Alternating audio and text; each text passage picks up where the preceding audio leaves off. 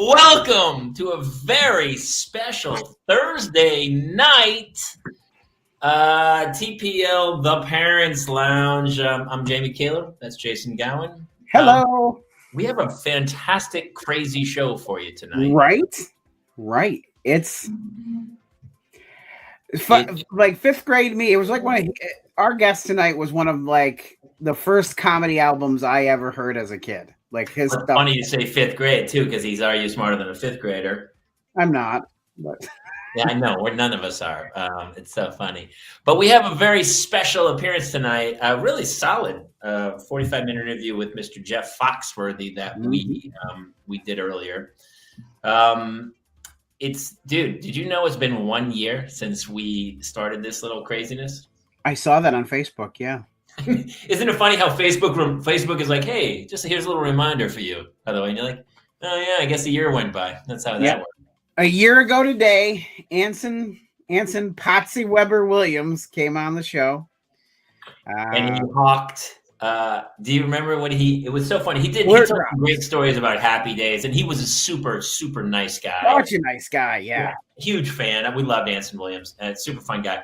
But he was selling his side business now is stay awake drops. Alert drops, yeah. Alert drops. So not to be confused with like cocaine or uppers or just, crystal meth, nothing like that. They were alert drops that kept you awake when you had to drive home late so you wouldn't fall asleep. Which for you is like what, 7? Oh, dude. I would take the alert drops just to get to the early bird special at Red Lobster. Like I take a couple drops at 4:30, and then we get in the car and we go over to Red Lobster. And I honestly don't even get through the dessert. I fall asleep at the table. Then they carry me out and get me home. They have to you've just got alert drops on an IV.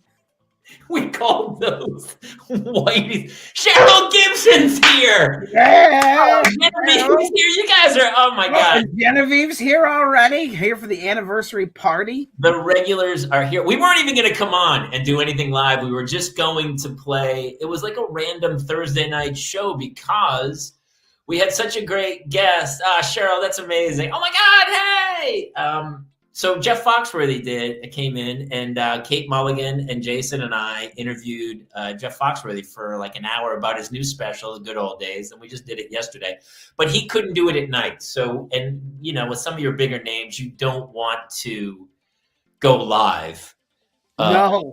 I can attest that there have been at least 2 that we have pre-recorded that have been an editing nightmare for me. Hey, Maureen, how are you? Maureen is here. Ryan is here. We should try to get Ryan Curry. Guy's hilarious, but mostly likely book solid, doing cameos as Paul Rubin. Is Ryan Curry? And that's Ryan and Liz. Wait, could Ryan Curry also be the guy who's saying it? Ryan and Liz? Ryan, is that you? Are you pitching yourself for the show? Don't subject him to us Midwest realness. Well, he wasn't ready for this crowd. He just wasn't ready for this crowd. So crazy. You throw Cheryl and Genevieve and Jobo at somebody. It's a rough go. For those of you who are, it's so funny that I love you too. So this whole thing came out of a mental health group of guys, basically, that we had kind of going during the pandemic. And we would actually, Brad Williams is a buddy of mine. And it's so funny that you say Brad Williams because he has a kid. And I haven't reached out to him yet because I'm so bad at reaching out to, which Jason, I know so many people who everyone's like, you should have them on. And I go, I would love to. But it's kind of, I always feel really weird reaching out to people going, hey, do you want to be on my show? But invariably, I don't. And then I run into that person and they're like, dude, are you ever going to ask me to be on your show? And I'm like, oh, yeah. That's how typically people end up on the show. I run into them and they go, why aren't I on your show? I honestly, we've had some of the paranormal TV people go, hey, how you had Schrader and Belanger on, why not me? And I was like, yeah, Kaler's in charge of all that. I'm just not, I don't want to be a booking agent. And here's what I will tell everyone too. So I did another podcast, the Dadlands, and then I did Father Time on Earwolf and Howl. And it was an interview show. Right. And you've done them too, Jason, right? That's how this show came about because I was doing my old podcast called Dadpocalypse. And I knew you from Haunted Live. And Dave Schrader, our good buddy, said, you should have Jamie Kaler on. He does a dad thing too. And I was like, oh, really? And you came on my show and we clicked that day. And 3 weeks later, this little bitch started. I know. And it's been honestly, I mean, every week, even tonight, we were talking because I came in 2 minutes before the show started, shaking. And you were like, you okay? And I go, I don't know if I am. I have a question for everyone who's watching. So my daughter, we didn't know it. She has bad vision. He's been on a few times. Cheryl, Dave Schrader. Yeah, we're going to have Schrader. Schrader's done it a bunch of times. He's the man. We love Dave Schrader. So my daughter needs glasses. If anyone out in the audience has kids who need glasses, I'd love your comments here because she won't wear them. And I go, wouldn't you rather see? And she goes, no, I'd rather everything. I go, everything's blurry. She goes, I'd rather things were blurry than have to wear glasses. And I get that, but I'm also, so we've been playing soccer. She's on a soccer team. And she's very good, but she sometimes trips on the ball. And I go, the ball's blurry, right? And she goes, yeah, it's a little blurry. And so I made a big stink. And I go, you're wearing your glasses. So tonight, finally, yep, Genevieve gets it, right? Maybe you can help me because she is 8 years old. And we didn't even know it. All of a sudden, she went for a doctor's appointment. And the doctor's like, I don't know if you know this. Your daughter has bad vision. And we were like, what? And so I talked to her. Turns out she's 20/40. Her eyes are 20/40. They're not good. Right? Oh, not at all. 20/40 is bad, right? It's not fantastic. No. Good. And so I talked to her and I was like, hey, is everything blurry? And she goes, I don't, she doesn't know what the world's supposed to look like. Oh, that's, yeah. And how would, I mean, it's like someone who's deaf, they don't know what sound. So she didn't understand. She just thought that's the way things looked, like blurry. And so all of a sudden I take her to the eye doctor and she's like, oh my God, everything's, and when she tried to read the things on the wall, she wasn't even close. Even I was like, yeah, that's a K. And she's like, question mark? No, there's no symbols. These are just letters. She was so far off. And so we get her, maybe she needs different frames. Thank you, Cheryl. Yes, I totally agree. We bought her five different frames. She has 5 different frames. Yeah. And I told her, I said, listen, if there's another pair of frames you want, I'll buy you frames. It's not about that. She just won't wear them. And I even had to yell at her, not yell, but I talked to the teacher. Maureen gets it. Yeah, I can understand. Both my husband and I wear glasses, and my almost 2 has a slight stigmatism. So yeah, she has a stigmatism. She's 20/40. I had to talk to her teacher because she was spelling words just off and reading words wrong. And I was like, so the teacher's yelling at her to put glasses on. So finally today, we go to soccer practice with her new team, and I give her the glasses, and she won't put them on. Won't put them on. Yelling at her. I go, she wants a play date with her friend this weekend. I said, no, if you don't wear these, no play dates. And she's like, tears are streaming down her face. And finally she puts them on and they fog up immediately. And I'm that dude at the park yelling at his kid going, you put these on. But I had just watched her trip on the ball 3 times. Like, she's good. And she goes to kick the ball, but she steps on it and falls. And then I was like, here, put your glasses on. She's like, I'm not wearing those. And I said, would you rather step on the ball and trip? And she goes, yeah. And I said, you're embarrassed by wearing glasses, but you're not embarrassed by doing a banana peel fall like Laurel and Hardy in the middle of the soccer field? That doesn't. I wasn't. Cheryl Gibson says, I met my first husband. I wasn't wearing my glasses and waved at some guy. Please wear her glasses. So true. That is so true. I went through that. I was born with a cataract. I didn't know I saw it different. I was born that way. That's how we all are, right? And so, and here's what's really crazy. There's another little girl on the team who wears glasses, and she plays them. And Cheryl's, my life is so sad. And so my daughter, the other girl who has the glasses on, is literally 10 feet away from my daughter. As I'm screaming at her, basically in front of hundreds of people, to put her glasses on, and she goes, "No, these glasses look stupid." Oh no! Like, yeah, the kid was like, "What are you talking about?" And so it got ugly. It really got ugly. Tears, screaming at the field in a public place. And then I drove her home, and we were both dead silent on the way home. And I was shaking because I felt bad that I had pushed it that far. Right. But it was like a line in the sand, and I just lost it. You know, have you ever reached that point where, once you draw the line, you can't come back? No. But then in the back of my head, I'm like, this is not the right place. This is not the right line. I'm in the middle of a conflict that I can't get out of because I can't show weakness. And so I felt so shitty. She's crying. I'm like, oh my God. And so we got home, and I was like, look, you have got to start wearing your glasses. So she's wearing them right now, although she probably took them off when I walked in this room. But right. I'm going to be honest. When you came in, and that's time after you've had a little time to cool down, you were tense. I mean, it was tense. Oh, it reminded me of that day during the pandemic when I beat the shit out of that Restoration Hardware lamp. Yes. Do you remember that? Where I was like, I'm not gonna get through today. And I had that like surging energy of like, and I came home, we did her home, I was like, do you have homework? She's like, no. And I said, she goes, I only have to review something for a test for tomorrow. I said, all right, well, let's review that. And then, of course, when she pulls that out, she had like 3 pages of homework she hadn't done. And I was like, did you lie to me? She was like, I did. I lied to you. Well, I mean, at least she came clean. We had a meltdown about that. And then she just kept saying, she goes, I'm sorry. That's all they ever say, right? I'm sorry. I go, I don't want to hear your fucking sorries. I don't want to hear it. I go, stop being sorry. I don't give a shit because stop doing it.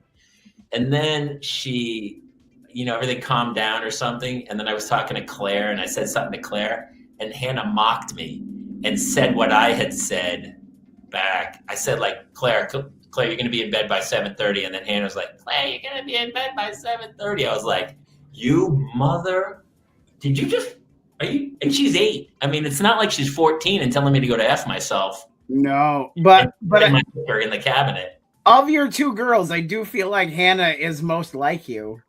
She's exactly, dude. That's honestly the most painful thing ever. Is that Ava? How are you, baby? Good to see you. She's honestly, it's like the karma police. We're like, dude, here you go. Like, my father's passed, but I know he's up there. He's like sipping a Schlitz, just laughing his ass off right now, going, see? Now do you see? I had a parent-teacher conference today. How'd that go? You know how it went. I got to the door, and the woman, his teacher goes, yes, I've been preparing for this one. And I was like, you had to prepare for mine? And so the child apparently knows that he's done wrong. And I guess some girl tried to tattle on him for something he'd done in class, and he tried to silence her in class. And every time she'd try to tell on him, he'd scream, "It was an accident!" And so like the teacher couldn't even hear what the little girl was trying to tell him or tell her, because every time the little girl would try to speak, Jace would interject, "It was an accident!" Okay, we're making a t-shirt. We're definitely making a t-shirt that says it was an accident. That's That's happening. That's happening. That's one of the greatest lines I've ever heard a child say over and over again. And so, like, even when the teacher, I guess, started to question them, Cheryl's right. Where did he learn that? It from me, and the twins were an accident. So I guess even when she started questioning him, he like insisted it was an accident. We have to do a little you know what you should do? We have to do a photo of him and then just do the silhouette of a little boy with his arms up in the air where he goes, it was an accident. That's really funny, man. Oh, Big Rich over on Twitch. Yes, we will. Apparently, we are making we're making those shirts. Yeah. What's funny? I was talking to somebody else today. All these people who are, and I love. By the way, some of you guys are sharing the show on your pages, which we have got to start sending some. We're talking about sending some swag out to anybody else. I sent out 7 packages of swag today. I'm gonna get the Parents Lounge whiskey glasses and wine glasses, and we're gonna start just sending them out to people who watch the show, because I mean, I don't know about you guys who are watching, but this has turned into like the greatest mental health thing that's helped me. I mean, even now, like I feel so much better. Like 30 minutes ago, I was like, I don't know if I can get through this thing. I'm gonna punch somebody in the face in about 2 seconds, which I'm feeling a lot. Well, usually you're here by 20 of, and when you weren't here, I was like, where is Kaler? Shaking. I was in the other room, like trying to calm down, man. I mean, clenched. Yeah, it's this all the time. It's like Charlton Heston at the end of Planet of the Apes. That would have been a better line for him. It was only an accident. The monkey and apes took over. Oh my God. And in the way they have also the Dark Lord. This morning, my wife was watching them, and I took a short nap after the parent teacher conference because I was wounded. It didn't go well, and then I woke up, and the Dark Lord is standing over me in the bed, and he's holding a pillow with a Jack Nicholson The Shining smile, and I was like, holy shit. He was going to take me out. I think he was going to smother me. And I was like, Melissa, why were you not in? Why are you allowing him to do this? And I don't know if they're in cahoots, but not a great day for me. You know, it's that age, because that's the bit from my first album that happened with Hannah when I swore in front of, do you remember that? I swore in front of Hannah the first time. And I said, I was trying to put her in the car seat and she was planing. And I was like, I had my knee on her and I was trying to bend her into the seat and she wouldn't bend and she's screaming and I'm afraid I'm going to break her in half. I'm like, get in that fucking car seat. I'll fucking kill you as I'm pushing her into the seat. And then later I told the end of the joke, which is absolutely true. My wife went in to put Hannah to bed and she comes back in the room. She's like, hey, did you say something weird to Hannah? And I go, no, why? And she goes, well, I would put Hannah to bed. And I said, good night, Hannah. And Hannah went, I'm going to fucking kill daddy. And then I go, yeah, she means that. We're locking the door. That kid. So maybe you need to start locking the Dark Lord into his own space, man. Well, we do. At night, we have this kennel Harry Potter stairs sort of thing for him. We've had to resort to those measures. Back up. Like is there like a kennel thing for like well, it's I mean, we've lined it with mesh and shredded blankets that he shredded himself. So I mean, we provided actual blankets, but it's just shreds now. Did you electrify? You should probably electrify the fence because he'll get crafty at some point. Yeah, when we've now also started like Jurassic Park, we just load a go over top and then we drop it down in to feed him. Wait, Maureen says, my daughter did that recently one morning, minus the pillow. Well, she straight up just was ready to kill you? She just wake up like that. We're like, what are you doing? You think the kids, at that age, you think they know, like, you're the only reason the kid has food and shelter. You'd think they'd wait until they're like 16 to kill you. Well, they're only trying to kill me. They haven't tried to kill their mother. So, like... I don't know. I don't know if she's working with them or not, but I know that she's going to make the Dark Lord the patsy. Like he's definitely He's definitely going to be the one that He's smart because he's under 18. He can't. He. What is he going to do? 6 months in some child probie upstate? He'll be fine, please. And the records are sealed. Do you ever think about that? Like all the stuff you could have done before you were 18? There was a lot of stuff I did do before I was 18. Stuff I should have done before I was 18, but then I waited too long. Got in trouble. I forget we have a whole we're kind of just shooting the shit because it's our 1 year anniversary and it was just fun to hang. And honestly, once I see everybody's names start popping up and all their comments, it makes me laugh so hard. You all make me laugh so hard. We have fun, like our little crew here. This little Parents Lounge crew is super funny, and that it makes this so much more therapeutic every week. I know it's so therapeutic for me. But we have a fantastic show. We have Jeff Foxworthy, and by the way, for those of you out there, he tells a little story where he says a bad word, which that might be like when there's certain celebrities who don't give autographs, right? Mm-hmm. And so that one celebrity, if you get that guy's autograph, it's worth a ton of money. We have a clip of Jeff Foxworthy saying a swear word. He's talking about his grandson, or no, he's talking about his daughter specifically. And it's kind of a similar beat to what happened with, we talked about swearing in front of kids, and he tells a fantastic story about it. Cheryl, we love you. We love it. Has everybody seen Jeff's special? It's on Netflix. It's called The Good Old Days. And it's kind of funny because it's so similar in tone to kind of what we talk about. It's really similar to my last album about like that era. It is very similar in tone to your stuff. Well, we come from the same era. He's a little bit older than me, but we're close enough to remember the days before cell phones and before the internet and stuff. But he was fantastic. Just a really like some of the guests come on and they you can tell that they're here to promote something and go. Jeff legitimately had a conversation with us, and he also did so with Kate Mulligan in the room, which is no small task. No small task. And for those of you who know Mulligan, I had to tell her not to swear. And then Foxworthy blew it. And then Foxworthy blew it because we begged Kate Mulligan, who's our resident swearer mom here, to not swear. It's the first episode in a long time that I didn't have to bleep out the C word from the editing. From Mulligan, I know. It's great. Yeah. Well, listen, first of all, for all you guys, this is a random show tonight. This is just an off. I kind of like doing the celebrity stuff on Thursdays because I love not having to interview people, and I like our vibe with our regulars that we kind of do. And we're incorporating new regulars, like Gary Anthony Williams, I think, is going to come on. We have a couple of us. Carlos Alazraqui is coming back, and we have a book club coming up, and some other stuff. What do you the guys out there like? Do you like the Tuesday show as like the hang where we just chat, and you like the Thursday show is where we have guests? How do you guys like it? What do you guys want to see more of?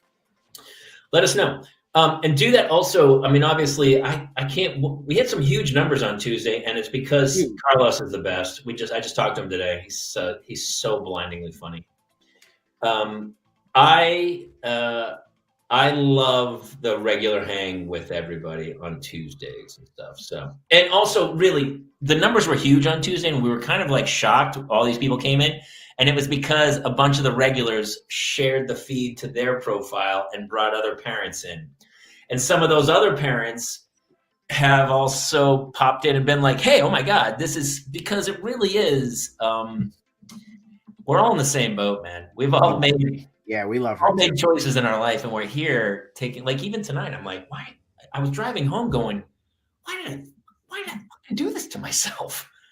My friends who don't have kids are like, they joined country clubs. All they do is play golf, and then they do a little stuff and go out to dinner. And I'm like, they go, what are you up to? And I go, oh, I'm picking up kids from school, and then I got soccer practice, and then I got to make them dinner. And then it's like, they're like, oh.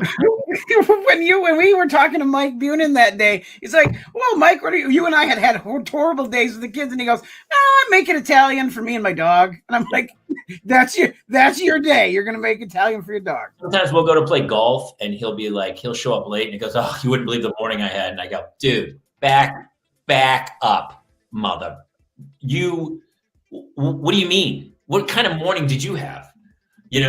Was did take a couple seconds to get the latte from the Starbucks? What happened? Because I tell you how my morning went when I got 2 kids to school where I had to literally drag them out. They're not wearing the right uniforms.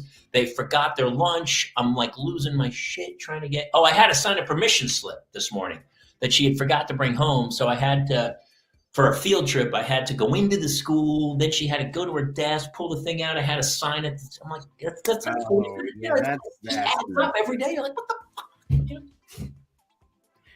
Everybody who is watching this, share this feed. Let get other people to to kind of discover the fun that is the Parents Lounge.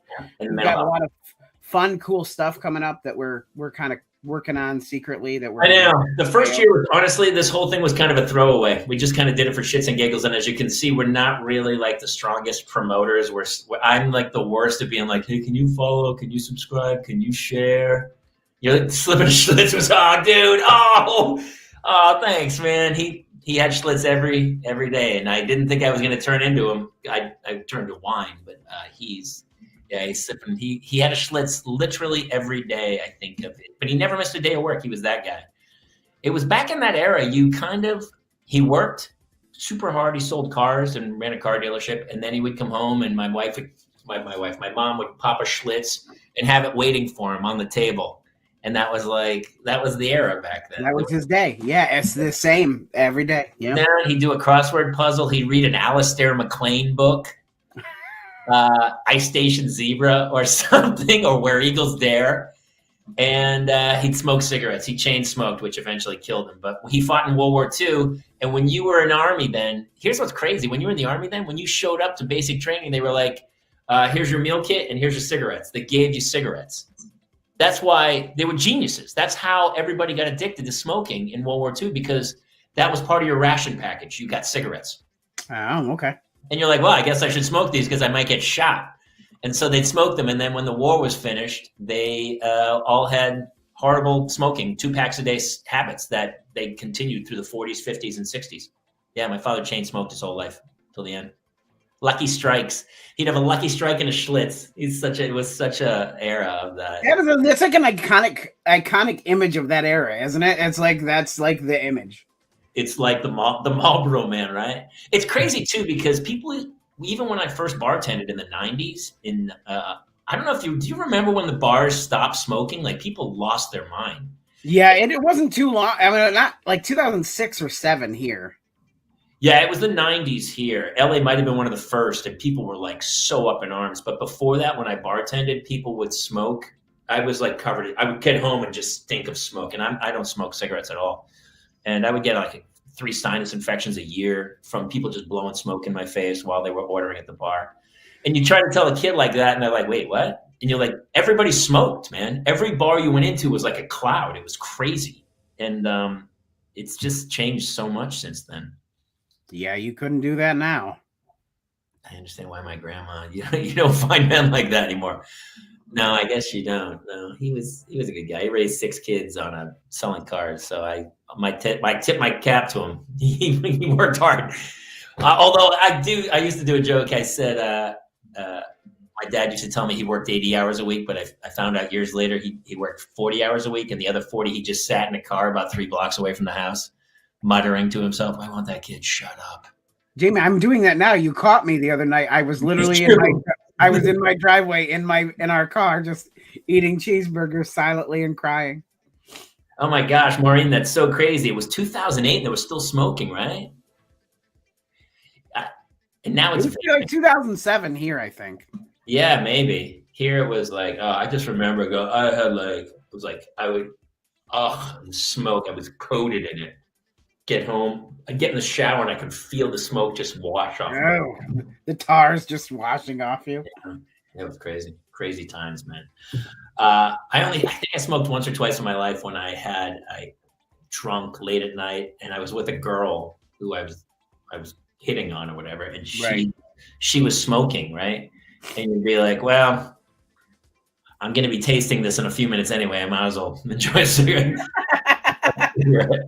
And even then I was like, this is I never understood my father could get up and like light a cigarette in the morning. Like that was the first thing he did in the morning. He had the Zippo lighter. Like anytime I hear the click of a Zippo, it brings back the smell of the butane. Yeah, back in the day. And so it's funny because now I think of that in reverse of what my daughter's going to remember, like of me. Like what will she remember? That's interesting. I wonder what it would be for you. I don't know. I mean, obviously today's probably going to be traumatic. She's going to remember the day her father screamed at her to wear her glasses to play soccer. We were reading last night. I was reading. It was an accident. We're making that shirt this week, dude. Last night I was reading with her. She does this AR program, and so she has to read chapter books, right? It was a huge brawl because she wanted to read graphic novels. You don't get any points for that, but the chapter book, she's in 3rd grade, so they have to jump kind of from comic book to chapter book, and she doesn't want to. So I'll read it, we'll alternate chapters or whatever to help her out. And as I was reading, she was laying with her head right here, and her hand was on my chest, and then it went to my arm, and all it did was play with my arm hair. It was like caressing. And do you remember that when you were a kid? You would I just remember my dad's hands and my little hand on his or whatever. And you have those weird memories of your dad. And she was just caressing my arm hair and kind of playing with it while I was reading to her. Yeah, and yeah. It's those little things, those little touches of I remember my dad's back of laying next to him and he had the same. It's funny because I would just remember seeing his back and all the freckles and everything as a kid. And now I see my own back in the mirror and I'm like, oh my God, I look exactly like my father. Maureen says, I always say, go put that back up. I always say, as long as my daughter is in therapy for not the same things as me, I call it a win. There you go. That is, I'll take it. Yeah. I had a moment 2 days ago where it was during the day and Jace was at school and the twins both climbed up in my lap and both put their heads on my shoulder and just watched TV and snuggled with me. And there is just something about the twin snuggle that really just, as a dad, those are the moments that I will I'll never forget that image and how that felt with those two little dudes. I think the thing about the twins is symmetry. I think this son, because even when I hold my 2 daughters or something, I always feel there is something about the 2 of them. I think it's like a balance. I agree with that. Yeah, it was funny. She was laying with me last night and she had this same energy I had as a little kid where I was just, shaking. I was like, did you have a cup of coffee or something? She was like, it was 8:30 and she was like, I can't, she just couldn't sit still. And I was like, oh my God, I've seen that before. It's so me. And so she was sitting there and she was petting my head. I was like, what's happening? And she was like, Daddy, as I was reading to her, it was kind of cute, but at the same time, you're like, it's so crazy. It's so emotional. We've always said that they're just such extensions of your nervous system, That is for sure. Which is kind of why tonight, it just really affected me because I didn't want to, I didn't want to cause this scene, but I'm like, I can't watch you trip on the ball again. I'm losing it.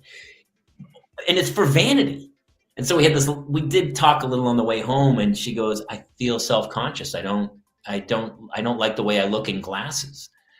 And I said, would you rather trip on the ball? And she was like, I would. And I said, I totally get that. Because I was totally self-conscious as a kid.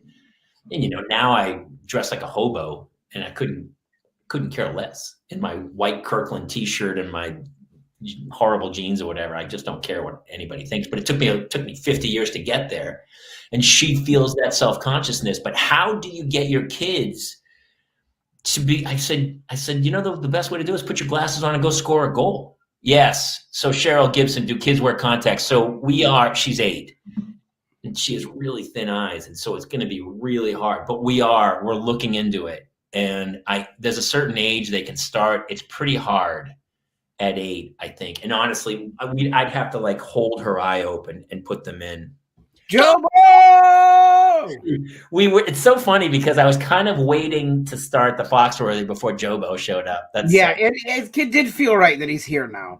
It felt right. So, but yes, Cheryl, I totally agree with that. We're trying to do contacts, but that's going to be a serious process. If you've seen my daughter, she has eyes like me, very thin shaped. And so it's going to be a process to open them up and then jam it. Yeah. It's going to be super hard. And honestly, hey, my favorite thing, Cheryl, I saw this too. They had a routine. My dad, it was like surgery when he his Zippo. Do you know that, Jason, at all? It was like elaborate. It was like he was cleaning a gun. Like he had the Zippo, the butane, a rag, and everything was so meticulous. He would open the Zippo and he'd put it in and then fill it. And then he could do that thing where he, when you take the Zippo and you snap it open and then fold it. And yeah, there was a whole thing to the Zippo, man. The Zippo's pretty cool. I have one. I never use it for anything. No, the only thing I really use here now is the barbecue grill lighter. That's about it.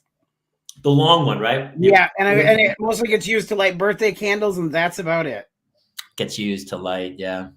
Unless some of my friends are over in the backyard, You have birthday cake?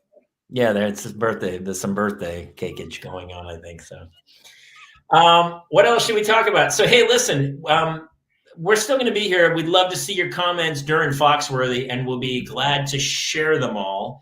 Yes. But the interview is pre-recorded, so Foxworthy's not going to see your comment and go, "Hey, Cheryl, you might be right." It's not going to be that. But what else should we talk about? It's been a great year, dude. Honestly, I'm so thankful that this happened, and I look forward. It was kind of like a throwaway, like we were just kind of joking. Yes, Jobo, that's exactly what we're talking about. And yes, I'll call you when we have some questions about 420. Maybe we should do a 420 show. Actually, we're going to do the 4th. Oh, that's May 4th. May 4th. We're having a Star Wars. My buddy is the Mandalorian, not the face of the Mandalorian. He's physically the Mandalorian for 6 months for the shoot. And then Pedro Pascal comes in and shoots everything with the face off. But my buddy, Brendan Wayne, who's John Wayne's grandson, plays the Mandalorian. So he's going to come for our show on the May the 4th. That's exciting. Yeah. Kate Mulligan about cream dinner jeans when you said that. Yeah. Greg Grunberg, we're recording next week, and he's going to be next Thursday. Yep. Next Thursday, a week from tonight, 10 o'clock Eastern, 7 Pacific. Greg Grunberg will be here with me, Jamie, and Claire. We also have a dad's book club, and our first book is going to be The Godfather. The Godfather, yes. We're going to do a book club where we choose books that no one's ever going to read, but they've seen the movie so many times. So the first week will probably be Godfather, and then I think the second book will be Jaws. Books that I'm on board for both. Yeah, I think I'll have read those books by then. I got enough. No, Genevieve, Greg Grunberg cannot do live due to his schedule, unfortunately. He couldn't do live. But you know what? Here's what'll happen with Greg. He'll do a show, and then here's what's happened before. And then people go, oh, let me see if I can make the live work, because the live is really way more fun. Yep. But also, you have to kind of fit into the mold. We don't want to do interviews. We don't want to interview people. We would just want to be the parents who hang out and shoot the shit and have everybody chime in. So, yeah, I like just learning about their lives without like having to interview them. I like them just telling us stories. I know. And that's actually, I think Foxworthy was a little taken aback because he was doing a whole press junket that day, and he was talking to all these people and doing interviews. And then he came into ours, and all of a sudden he was just part of a conversation. And Mulligan started telling crazy ass stories. And then it was kind of cool because I think you could see he kind of goes, oh. And it was just, you weren't like watching him tell all these rote answers about like, well, when I first started stand up, I did. All of a sudden it turned into just people talking about their kids. And it was pretty great. There's a bit in the middle, and I keep watch for this, where you see it really click to him what we're doing here, and then he like really delves in, and he gives some fantastic advice that I have thought about since he said it. Honestly, and I told you I've toured with him. I toured with all the blue collar guys, and then I was supposed to be blue collar comedy, the next generation. Next generation, yes, I've seen it. Which is crazy because I don't know. I am blue collar. I'm a blue collar kid from New Hampshire, but they couldn't have been nicer. And Jeff Foxworthy was the king. I mean, he put the whole thing together, and he was the nicest dude to tour with. Just they're class acts, all of them, and it was super fun. And I mean, we're doing shows for like 10, 12,000 people. It was nuts. man. And I was new to comedy, and I was terrified. I was standing in front of 10,000 people telling 20 minutes of jokes. It was mind-blowing. It was crazy. I was like shaking. I walk off stage. Couldn't catch my air.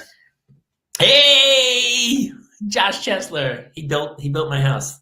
Anybody have any contractor questions, please reach out to Josh. He's the king. All right. Hey, I think we should get this thing rolling. Yes. Are we coming back after, or are we just going to let her end? I think we're just going to go. We're going to do the opening and then go straight to the Foxworthy interview. Okay. Which is great. Thank you guys for all showing up. And this is so random. We don't even do these shows, but we're going to start, I think, doing Tuesdays and Thursdays. So it'll be super fun. No, Josh Chesler. If you got a comment or two, Josh, you better put them in now while we can still respond to them. Otherwise, you'll just see them over Jeff Foxworthy's face.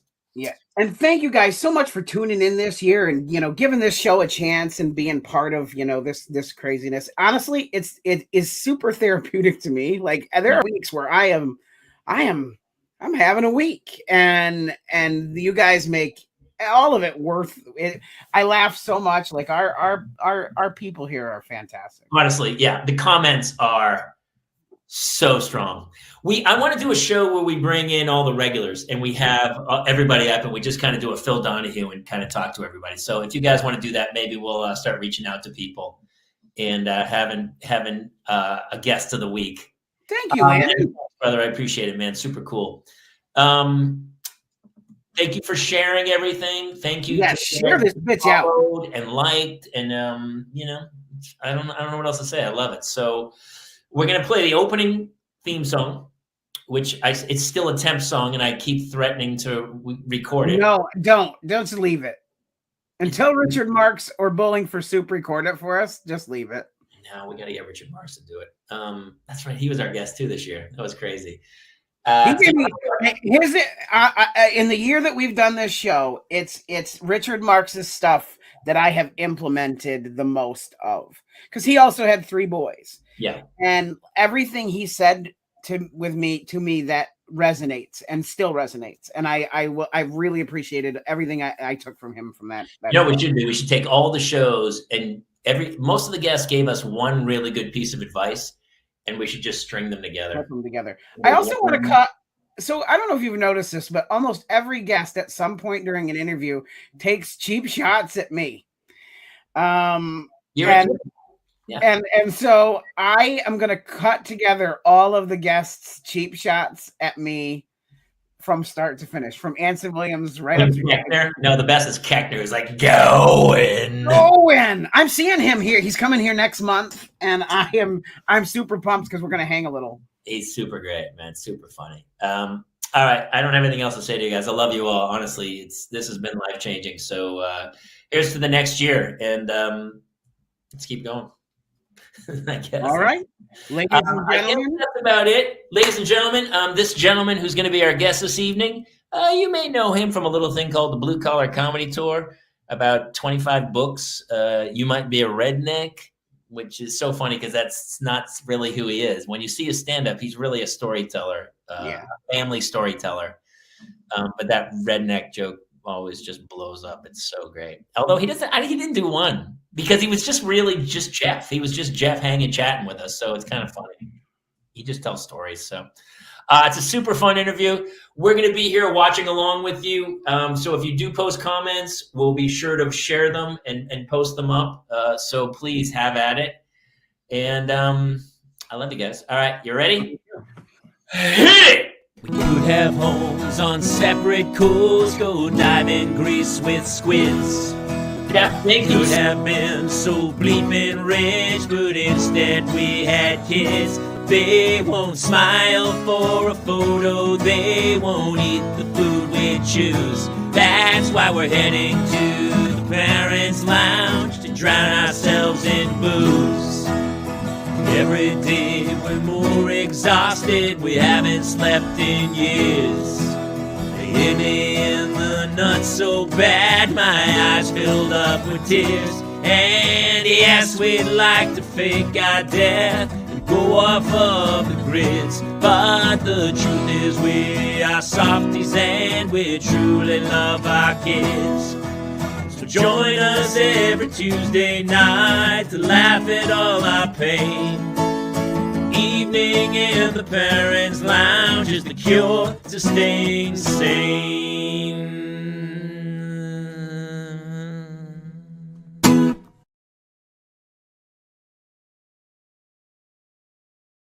Jeff, thank you so much for coming on and spending some time with us. We all watched your special, and I loved it, man. We all loved it. Super fun.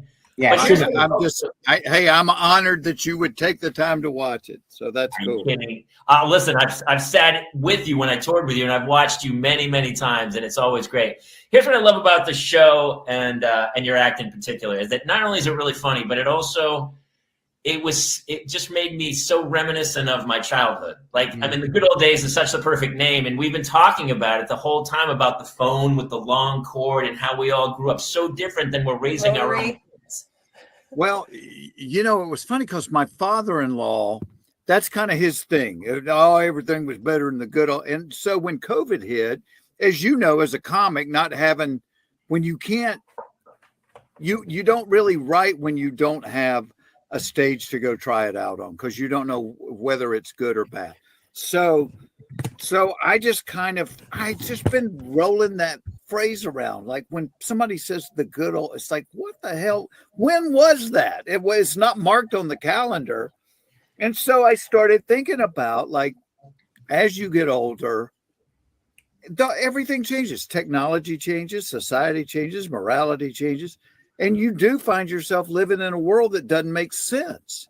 And so it would seem natural that you would hearken back to the time when things made sense. And for most of it, it's back when we were growing up. And so I literally got a big sheet, like a poster board, and I would write education, and on both sides of the board. How did we do it then? How do we do it now? Transportation. But it became a very fun piece of material because it became, when I got to the point where I could start playing with it and trying it out, it was multi-generational. You'd say one thing and kind of the older people in the audience would laugh. Then you'd throw it back the other way and the younger people would laugh. And so, I just literally kind of was thinking of my childhood as opposed to the way I raised my kids, who now are having kids of their own, so. Yeah, I was going to say something that has always sort of touched me about your comedy is how, like, when I would do stand up, and I'm sure I'm super famous from doing it. I have a great, beautiful career doing it myself. I'm not sure at all. No, but I always felt like it was hard to reach everybody. Like I couldn't find universality, and I feel like you nail universality. Like, yes, like that is such your special gift. Is like exactly what you're describing. Is that there's not going to be anybody that watches this special that there's not something for them in it, and it's like a real gift that you could do that. I mean, that's so kind. Kate, like I was lucky because I remember like those days of first doing amateur nights and clubs and going around thinking, what am I going to talk about? Am I going to talk about maybe that commercial or that billboard or whatever? And I was lucky because I found that thing early on that worked for me. And that was, I trusted, hey, if I think something or my wife says something or my family does something, I'm going to trust other people thinking and saying the same thing. And I just trusted that, even when I would have weird thoughts, I'm like, well, I bet somebody else has thought that, and I'd write it down. And, I'm very lucky that I found that thing that worked for me, because there is no stencil on how to be a comic. No. If you want to be a musician, you go to music school. If you want to be an actor, you want to go to acting school. You learn to be a comic by hanging out with comics. I mean, that's how you do it. And so, you really learn to be a comic by failing at it. I can tell you that firsthand. Well, funny, talking about the good old days. My dad, because he would say the good old days, but what's funny is we were talking earlier. My father didn't watch TV when I was a kid, and I didn't understand it because I love TV more than anything. And then when I got older, it dawned on me that he could not pause television or record. So if he wanted to watch a show that was on Thursday night at 8:00, he better be in that chair at 7:59, and those kids better be nowhere. He probably tried watching TV when the kids were young and was like, and like melted down. So it makes me laugh. There wasn't any saving it. It's if you didn't see it in that half hour, you would have to wait 6 months because they would rerun like half the season. You know. Or the VHS, we would put the VHS in to record. We got a lot of, we have like Olympics from 1988 recorded. Sure. I like got FloJo winning the gold and then like a Kodak commercial. Well, you would have FloJo winning the gold and then like a 4-second clip of your aunt doing something. And then it would be like Thanksgiving. And then like my dad's 40th birthday where everybody showed up carrying a coffin. Like it was just. And then the holiday Rudolph special. This is the weirdest Olympics ever. No, Jason, not the whole Rudolph special, just the last 20 minutes of it. So, Yep. Jeff, you're like me. You have 2 daughters, and here's what I also love about we have Mulligan as our resident swearer. She gets a potty mouth sometimes, so we had to tell her you got to be clean. And when my wife's name, we're very clean, and I love that. I think you push yourself a little further when you try to do it clean. But as a dad, did you ever swear with the kids around, or do you not swear at all? I mean, it's very fun. I come from a world-class swearer.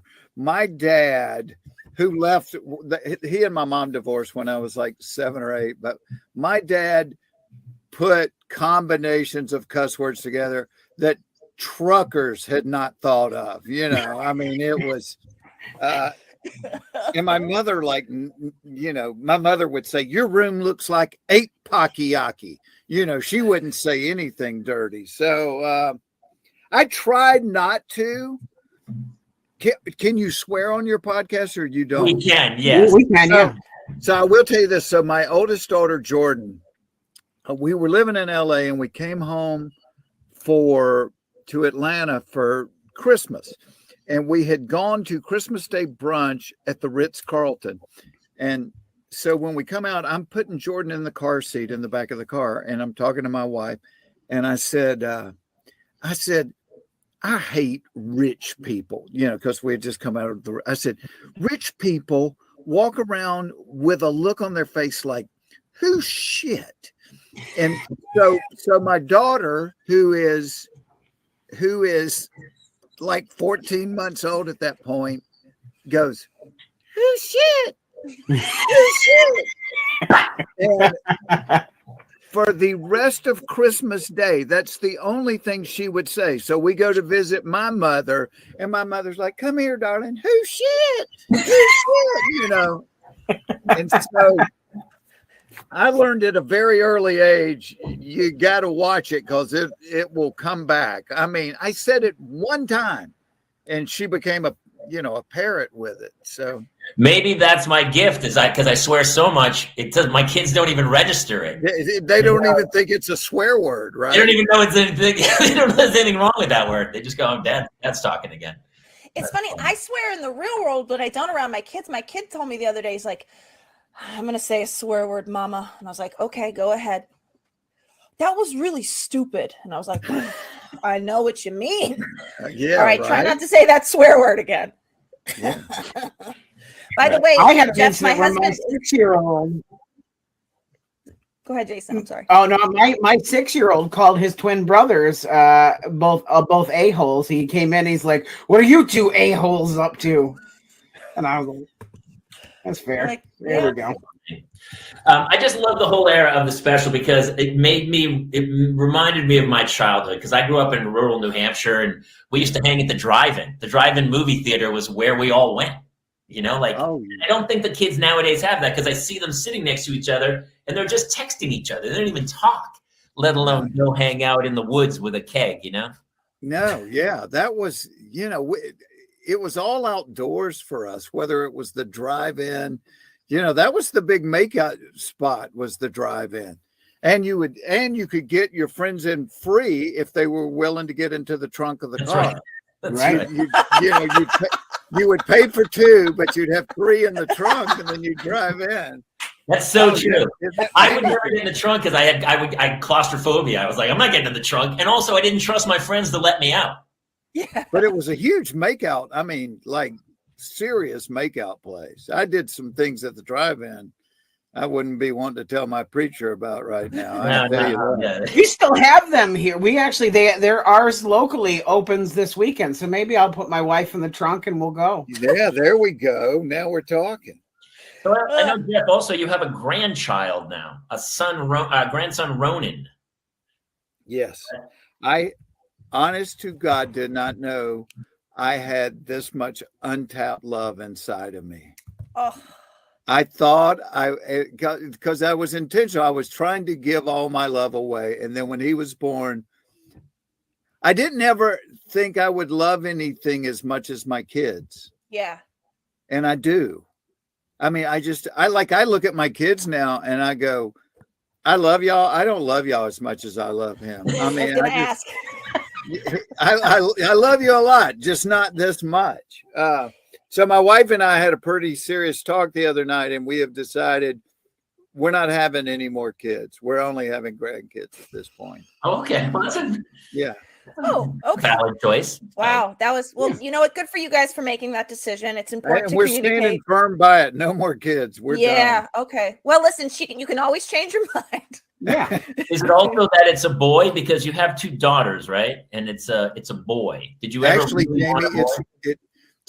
So for the last 20 something years, up until last year, I lived next door to my brother. He had all girls. I had all girls. My side of the family, we had 13 girls and no boys. So my grandson is the first boy in 58 years in my family. Oh, wow. Yeah. Wow. So he'll be the king then. He is king. Yeah. And I tell him, you're king. You come to my house where the answer is always yes. I mean, that's. Oh, that's so sweet. What is it? I was thinking about this, you know, I have friends of people in the industry, of people that are well-known, famous in the industry as you are. And what's that like to date or marry your daughter? What is that? I mean, that's gotta be a little intimidating. Yeah. You know, Kay, I never think of myself as like, I don't think about it. Do you know what I mean? So when I'm met like guys, I also don't think of myself as famous, so I know exactly what you mean. but like when somebody comes in to meet me, I don't think, oh, they're thinking, I mean, I'm just Jules's dad or Jordan's dad, you know. But the kid thinks it when that 16-year-old boy comes into your house and he's eating your daughter. Yeah. And you go, hey, maybe we should go hunting this weekend. He's like, wait, what's happening here? You know, the weird thing is like, so my youngest daughter is the one that's married, and she married a kid that she's been to school with since the first grade. So I knew her husband in the first grade. On the seventh grade school trip to Washington, he was the one that was making out on the bus and, you know, slapping the little girl's butts, and I'm like having to pull him aside going, look, dude, I was you 25 years ago. And so I'm like, never in my wildest dreams did I think this guy is going to end up being my son-in-law. That's really funny. I've known him, but I love him to death. Was your speech at their wedding, first of all, a Netflix special? Was it ridiculous, hilarious? Did you destroy the kid in jokes, or were you kind of soft? No, I was kind of soft with him. I love him because his buddies were beating him up a lot. So I was soft with him.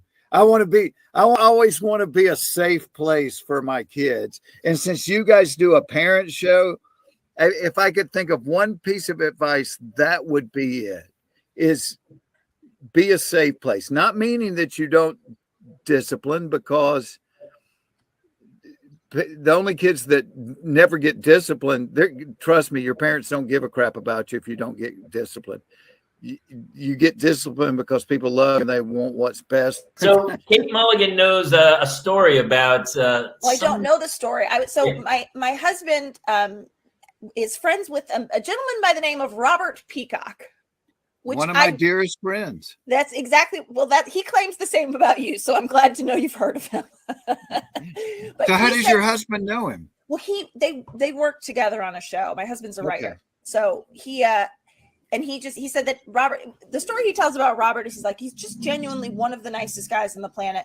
When I was on the show, he said, I told him my parents were coming in to visit, and he said, "Oh, what are your parents' names?" And he said, "Bill and Denise." And then later, when he introduced Robert to them, Robert said, "Bill, Denise, nice to meet you." And Dickie was like, "This is unbelievable." But Robert, so Dickie called him. My husband Dickie called him, and he said, "Oh, I know you're good friends with Jeff. My wife's going to be doing a show with him tomorrow. It's a parenting show." And he's like, ask him to tell the story of what my son Sam did in front of his daughters. Is that a story you can tell? Yeah, I think I can tell it. So, because it still resonates in my family to this day. So, our girls, we have a farm, and so the Peacocks came to visit. We have all girls; they had all boys. And like I said, my brother lived next door, and they had all girls. So we're down at the farm, and we've got kind of a lodge made out of an old barn. So the kids were upstairs watching something on TV, and the parents were downstairs, and there's like a big spiral staircase that goes from the bottom of the barn up to the top, and that's how you get up there. And the parents are talking, and then all of a sudden I hear like 5 little girls scream, like scream. And I yelled upstairs, I said, "Is everybody okay?" And my oldest daughter, Jordan, who was probably about 7 at the time, she said, "Yes." She said, "Sam just stood up and pulled his pants all the way down and said, 'It's weenie time.'" And none of, we had all girls, none of them had ever seen one before. So this was a gigantic moment. And I told Robert, I said, "I just want to sell T-shirts with a hand holding a hot dog going, 'It's weenie time.'" It's weenie time. And so Robert called him downstairs. He said, "Sam," he said, "what are you doing?" He said, "These are little girls. You can't be doing this in front of girls." And Sam was like dead serious. He's like 4. He goes, "But Dad, it was weenie time."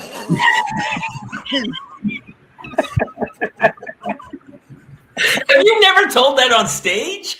That's such a good No. Oh my God. Wait, Well, so that's a new But shirt still for to us. this We can make day, a so weenie with time my shirt. grandson the other night, he's out of the tub, and my girls are like parading him through the house. "It's weenie time. It's weenie time." That's so gold. That is so funny. the story only works because Sam was younger than them. What's Oh yeah, funny- right. If Sam was older, Sam would be in jail right I now. was gonna Yeah, say, he would be canceled now. Yeah. you're 32 years old. It got really weird then. Yeah. You know what's funny? You talk about that because what I really loved in your special too was about, like, when I was a kid, smut porn was an old Playboy you found in the woods or something, and it was beautiful. It was kind of beautiful. Nowadays, my next door neighbor, he told me that his 11-year-old daughter, some boy on the bus, had a phone and showed the 11-year-old girl like hardcore, and I'm like, oh, maybe technology isn't great. I think that's a real struggle for parents now. Is they've just got. We didn't have access to that. I didn't have any access. When I was a kid, no access to it. I had to turn the dial to the 3 channels. That's how I started, Yes, exactly. And the scrambled. Yeah. Yeah. Any boy that knew what that was on the TV was not a good boy. Yeah. You would watch Cinemax and go like, I think that's a boob. I think that's a boob. So what is the answer to that? Because it is available everywhere. I mean, I think I did a joke in the special. You don't even have to be looking for it because it's looking for you. When you said Italian, delicious Italian near me, and Meatball. Mamma Mia, that's a spicy meatball. Well, I don't know when's the last. Every now and then, someone will go like, "Hey, I sent you an email," and I go, "I didn't get it." And they go, "Look in your junk." And you never look in junk, but that one time you look in junk, you're like, "Oh my God, man, what's in my junk?" My junk. So how do you deal with that as a parent now? Do you have to have more honest conversation, because nobody ever talked to me about sex, but I don't know how you can be a parent of young children now and not have this conversation, because you know that they're going to be watching this stuff and try to explain the difference between what is this like between people that love each other and are in relationship, as opposed to what they're watching, like you said, on the bus. It's damaging. Yeah. I can tell you though, if I was like 15 years old and I was trying to do homework and I was 2 clicks away from, I'd be illiterate. I wouldn't even know how to read right now. I wouldn't know how to do anything except find porn on a computer when I was. I have trouble with it now. Tell them what you got. You got some email that said, oh yeah, I got an email from Samantha something Institute for Purity, and apparently however they found me, apparently I was looking at some risque material too much, and they wanted to counsel me about it, and they had like a whole she teaches a seminar, she coaches, she's a coach, and she can help wean you off of not being the master of your domain, I would say. Jason, what in the world have you been watching? Yeah, I don't. Not me, Jeff. It's my wife. wife, and it's not my fault. It's my wife. It's just who she is. Oh, Jason has 3 boys. He has twins who are 2 years old. 3. Yeah, they're 3 now. And a 6-year-old. Here's the ad, actually. Sarah Brewer coaching. Now, Jason, you think this is a story to tell to the extent that you have the flyer ready with your face on it? You're proud of the story, Jason? Well, I tried to make it into a joke, and I felt like at the time it landed. I may be wrong. I also think Sarah Brewer's way too good looking to be teaching guys not to use. And I think it's a bait and switch. I think when you get in there, it's something else. I don't know. There was just an innocence, I feel like, that's kind of being lost. I equate it to the menu at the Cheesecake Factory. Like, sometimes you're not supposed to have this many choices in life. Like, I just want 3 or 4 choices and I'll pick one. I don't need 700 different meals to look at. And I feel like nowadays that's what the world is. There's just so much white noise coming through that we're not capable of focusing anymore. I agree with you. I think, and especially after like being intimate with this material and like really contemplating it and thinking over it, I think we have too much information now. I know, because like a friend of mine is a psychologist, and he said, you do know there's more people that suffer from anxiety now than any time in human history. And he thinks it's because we have too much information. He goes, some things are just better, like I talked about on there with Googling, the side effects of something, or Googling every ache and pain we have. We've made ourselves just so totally paranoid because everything you want to know is right there at your. I don't know that that's necessarily a good thing, because we no longer think. We no longer think critically, and by that I don't mean with like a critical attitude. I mean thinking things second and third and fourth layer deep, real critical thinking on subject, because it's all right there for us to skim. And so we never do deep dives on anything. We've got all this stuff that's such a waste of time that you sit there and play these games or watch these things and accomplish nothing. And I'm as susceptible to it as anything. And then one day I'm like, when people get to the end of their lives, I don't think they're going to say, the best day that I ever had, it never is going to include a computer in there. Yeah. It's or a phone. No one's going to say the best days it. of your life are not going to include those things. It was like, remember when we went to this place or made this memory or did this thing. And so at some point as a civilization, I think we're going to have to shake the shackles of this thing off and go, this isn't good to be this enmeshed in something, because we just look at that phone all day long and go, entertain me, feed me, entertain me. Well, you never get a break from it now either. Like it's constant from the time you get up to the time you go to sleep. It's constant information being bombarded to you. Like you used to get a break, and you don't. You just don't anymore. And it's somebody's job, Jason, to make sure that you don't put it down. They know how to hit those buttons to release endorphins to make you feel better, and you become so totally addicted to this thing. And that's somebody's job to make sure that you do.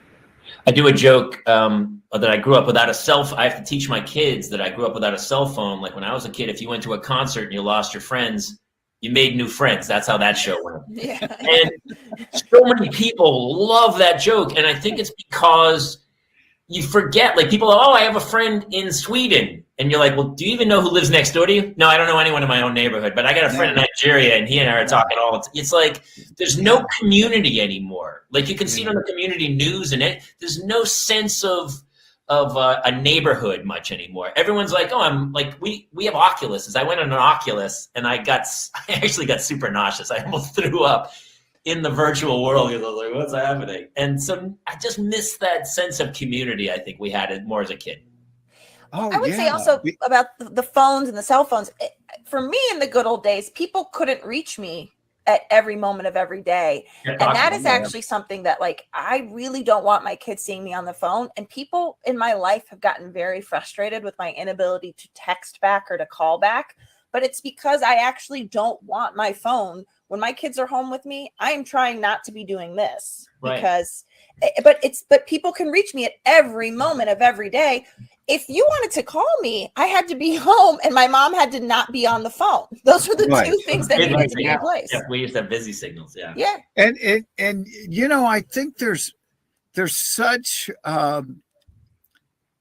whether you're a person of faith or not, but you know, the old be still and know I'm God. We don't have a be still moment in our lives anymore. It's like every moment is filled up. And I don't even think that's good for our kids.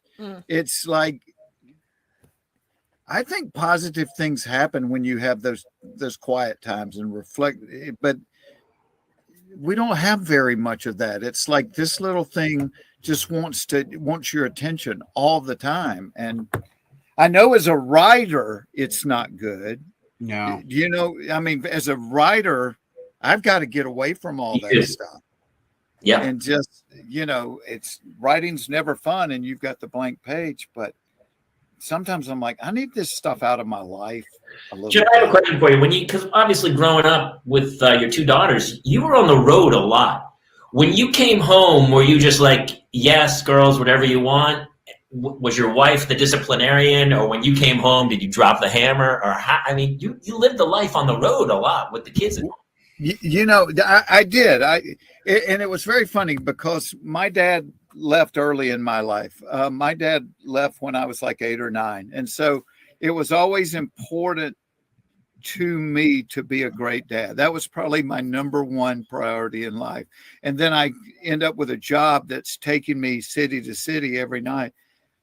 And I was very lucky, Jamie, in that at that point in my career, I was doing theaters and things. So I would rent a plane and say Friday night I had a show in St. Louis.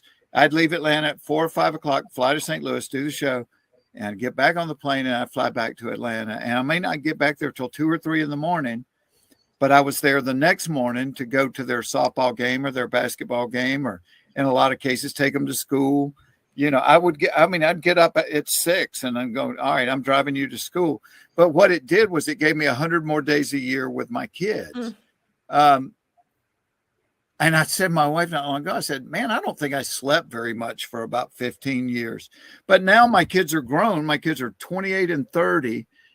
We were living out where we used to live. And they said, Mom and Dad, y'all need to move down here and live near us, because they just enjoy it. They come over every day or every other day. And we just have, so I look back and I go, all that time and effort that I put into them. And so there's something about driving your kids to school. You talk a lot. I mean, about a lot of stuff. That was every day. I drive every day.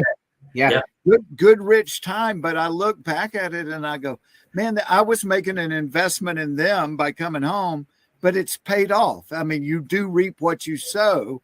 because now they're grown and they're our friends. I mean, you know, you kind of grow out of having to, you're always the parent, but you grow much. And I just look at them and go, man, I love these human beings. They're nice people. They're good quality people. And they're my kids. So do you remember ever like blowing up and losing your cool? Because I still like, my kids drive me crazy. I'm not going to lie to you. Like, I love them and it's great. And I take them to school. But even this morning, trying to get them out the door, will you get ready? We're killing me. They're just sitting there. I mean, I used to hate bedtime.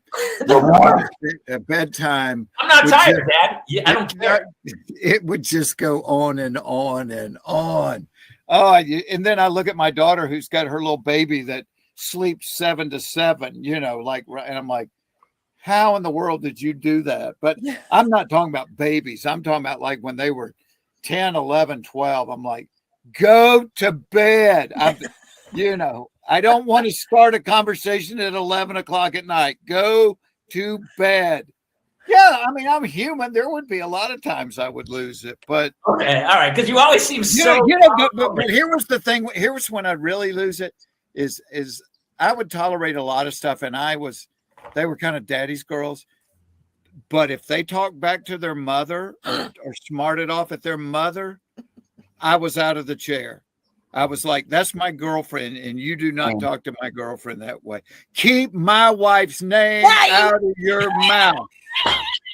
There it is. There it is. I would not let them do that to their mom. I wouldn't appreciate them, you know. Speaking of your girlfriend, your wife, your life partner, you do the funniest bit at the beginning of your set.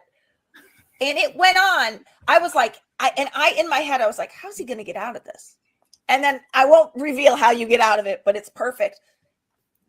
This is just me being like, how'd you memorize all of that? Or are you just legitimately, or are you legitimately are you just ad-libbing? Because you went on for like, it was like, it's that. What's the bit? Is the bit about packing, the packing bit? No, about talking during the pandemic. Waking up during during the pandemic. Oh my gosh. Oh yes. Yeah, it's fantastic. It was the most relatable.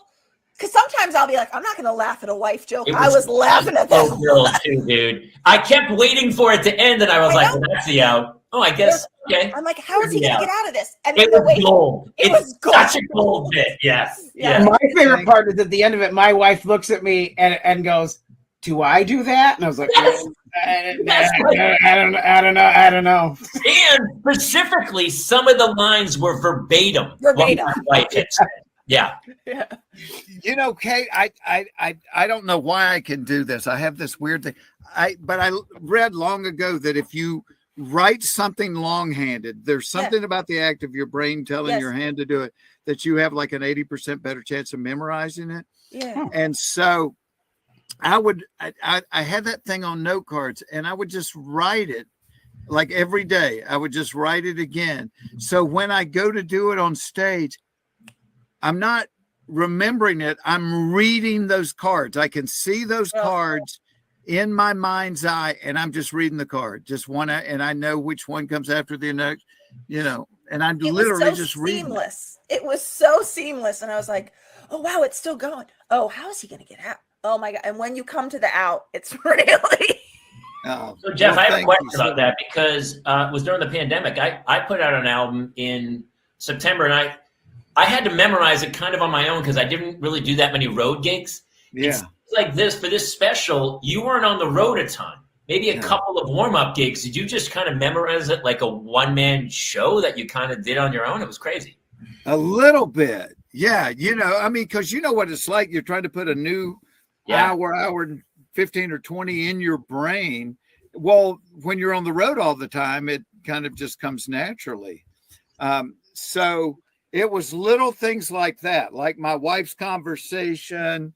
And I had parts of it that I was still kind of struggling with right before I was filming it. And so I told them, I said, the month before I filmed this, I just want as many gigs as I can get anywhere. And so then I'm working like 5 nights in a row, and I'm like, hell, this was easy when I was 35. This is killing me now. But as as comics, that's how you come up with stuff. Is you just that repetition and that doing it. Well, also now something I'm sure we need to address is you've got a clothing line coming out. So exciting, a pizza box clothing line. Where can they find your fashions? You're going to be able to find those in Domino's. I think Papa John's is going to carry it. Okay. And Really Pizza Hut is doing a signature line. We don't want to wreck the last story of the special, but it's about you and Larry on the road. And obviously, you know what I loved about that whole story is, and it's a big reason I don't love the road, because typically you're alone. You pass guys in the airport and you're like, hey, what's happening?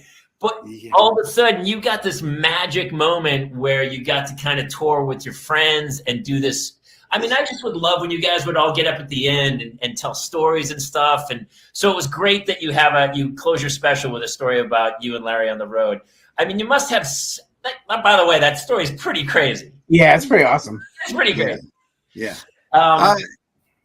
There was so many of them because we were out together for years. Yeah.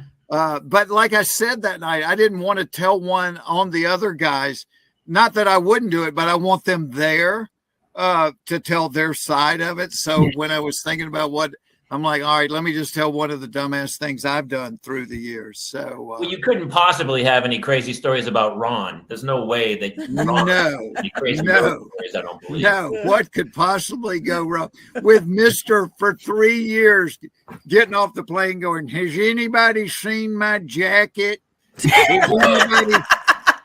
Did anybody see my suitcase? There's Ron White stuff scattered all over the country out there.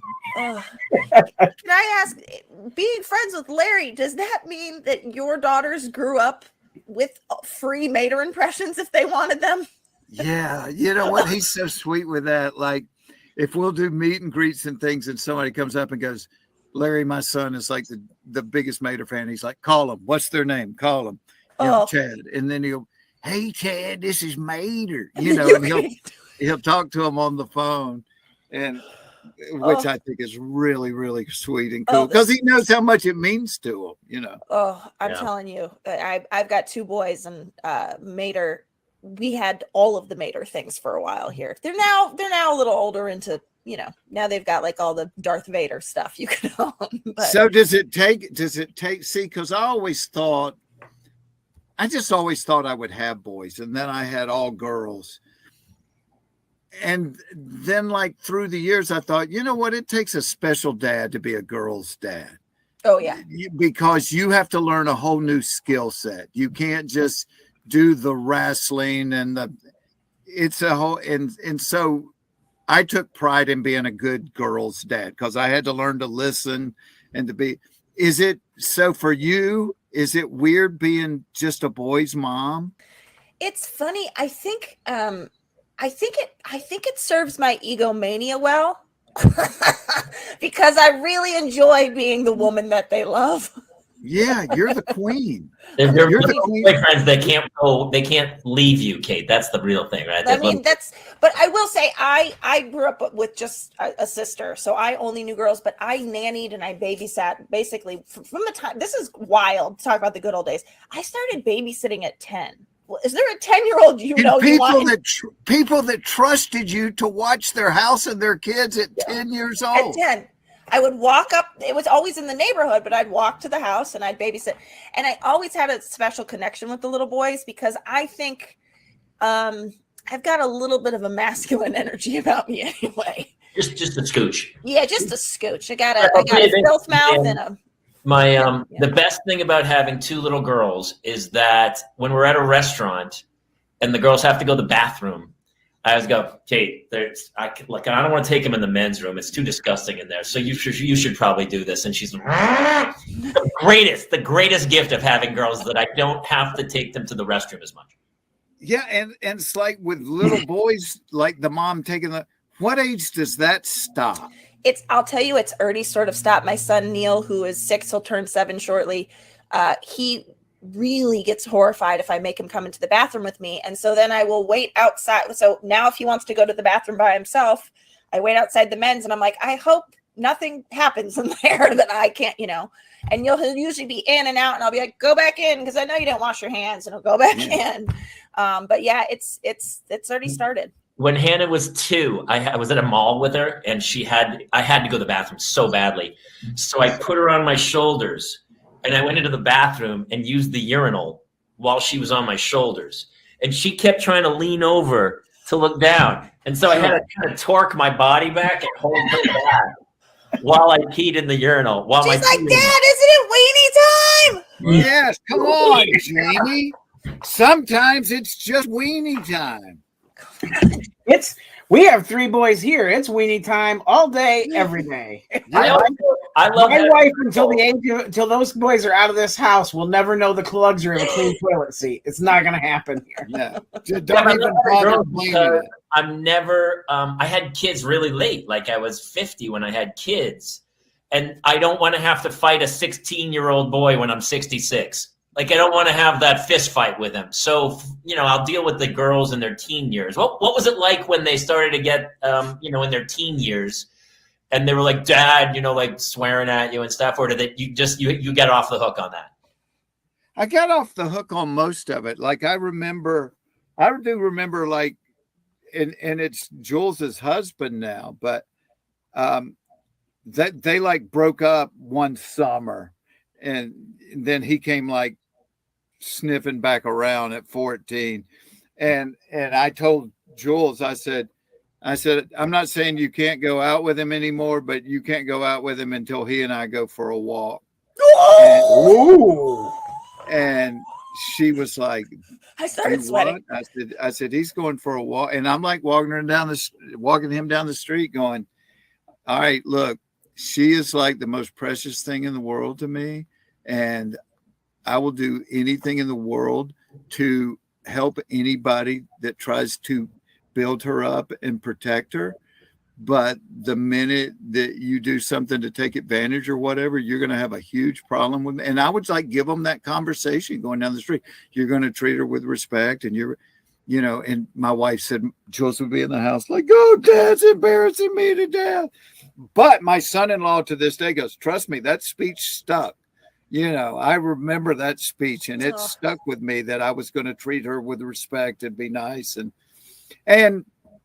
it's things like, I've been married 37 years. I still open my wife's car door, even if we're in our own garage going out.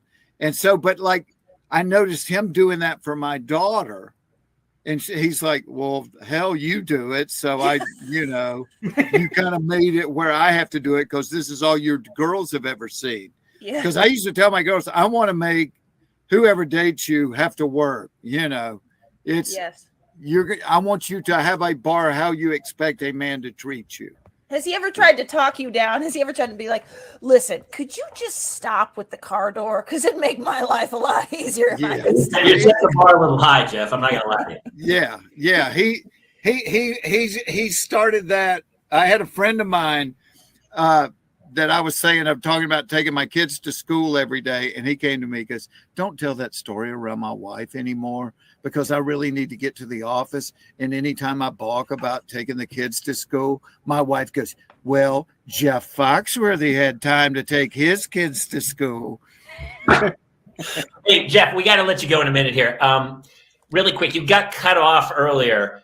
You had some great advice for parents that I think we should use as our closing little bit. You were telling us that you had some advice that you wanted to share with parents. It was about be still, right? It was be still and be safe. That's,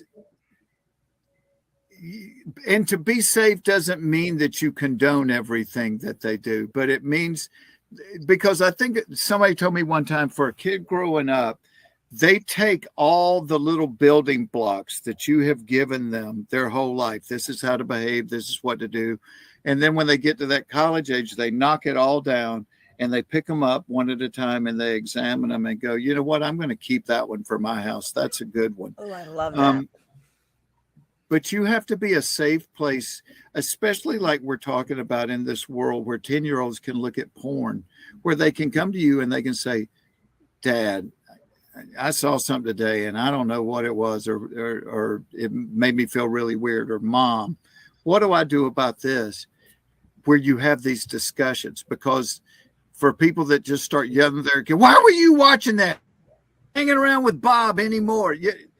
Now you've killed a conversation. You're not safe. But if you could go, all right, well, let's talk about that, and looking back, and it's hard, Jamie, when you got all girls, because it's a different skill set. But I would say that would be the advice. Be safe. Be a place that they can come bring stuff, things they're not sure about, things they're not even proud of. I would say, hey, if one of your friends is doing something and it worries you, because they don't have things figured out. They need a sounding board on this stuff, just like as adults, we don't have things figured out.